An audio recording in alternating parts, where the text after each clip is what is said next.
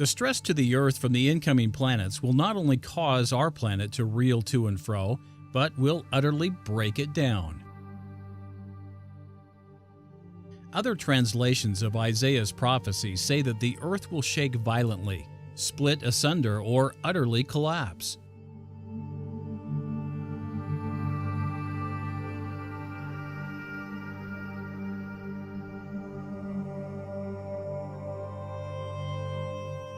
This will be the fate of Mars and Venus as well. When Mars and Venus finally arrive at Earth's vicinity, the rolling motions, shaking, trembling, and reeling to and fro among all three planets will become violent. As John described what he saw, there will be a war in heaven.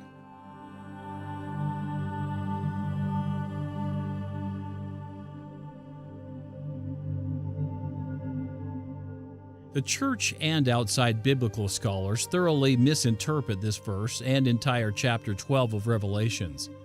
Biblical scholars are, as one commentator put it, perplexed at John's statement of a war in heaven and by the chapter as a whole, leaving them only to speculate and do so with much poetic fancy. The church has a different, but just as dysfunctional problem. With full certainty, it believes that the war in heaven described by John in Revelation refers to the rebellion during the premortal council. Revelation tells us that there was war in heaven. Michael and his angels fought against the dragon, and the dragon fought and his angels and prevailed not. Neither was their place found any more in heaven. And the great dragon was cast out, that old serpent called the devil and Satan, which deceiveth the whole world. He was cast out into the earth, and his angels were cast out with him. What a perilous time that must have been. The Almighty himself was pitted against the son of the morning. We were there while that was going on. That must have been a desperately difficult struggle with a grand triumphal victory. Concerning those desperate times, the Lord spoke to Job out of the whirlwind and said, "Where wast thou when I laid the foundations of the earth, when the morning stars sang together, and all the sons of God shouted for joy?" Unfortunately, this narrative could not be more wrong. As we look at chapter 12 more closely, using Joseph Smith's restored translation, we will find that it says nothing about the premortal council.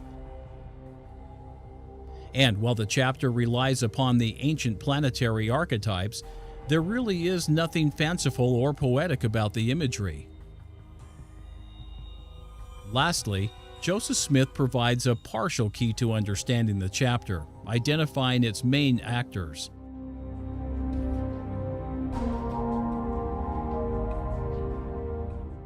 In order to correctly interpret the book of Revelation, including chapter 12, it's necessary to follow certain contextual ground rules.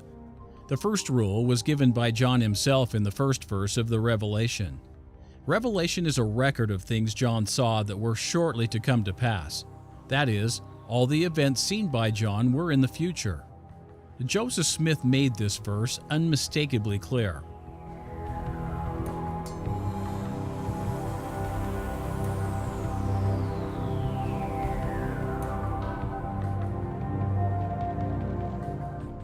The visions of John had nothing to do with the events of previous dispensations.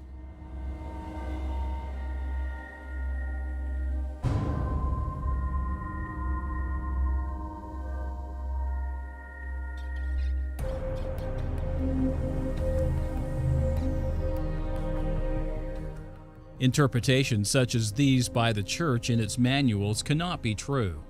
Revelation 12 through 14 is not a historical overview. It is an overview of the future. While John's vision was about a war in heaven, it was not about the first war in premortality. The war John saw is still to come. What the church and biblical commentators have missed in their interpretations of the war in heaven is the planetary imagery.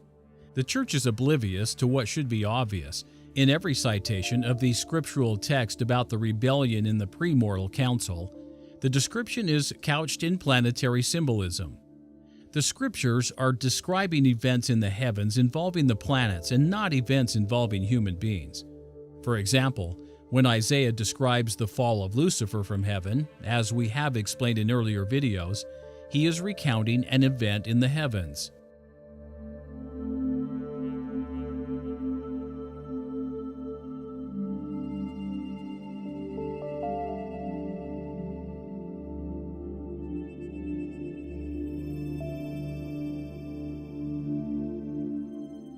Lucifer is not the human adversary as believed by the church, but the morning star Mars. The mount of the congregation is the axis mundi. The stars are the planets of the polar configuration. The most high is the planet Saturn.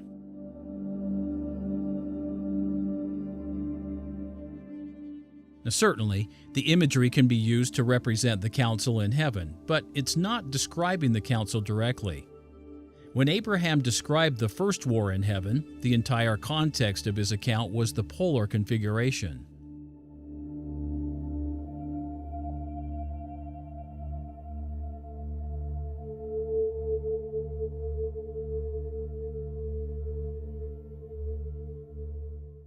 Abraham's account sounds like a human story, but it's not. It is a description of the 7 star-like plasma jets extending from the planet Venus.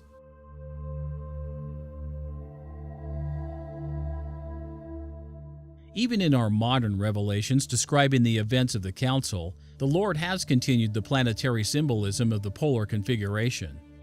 In section 29, the Lord uses the host of heaven, the planets, as those at war. 1/3 of the hosts were thrust down from heaven.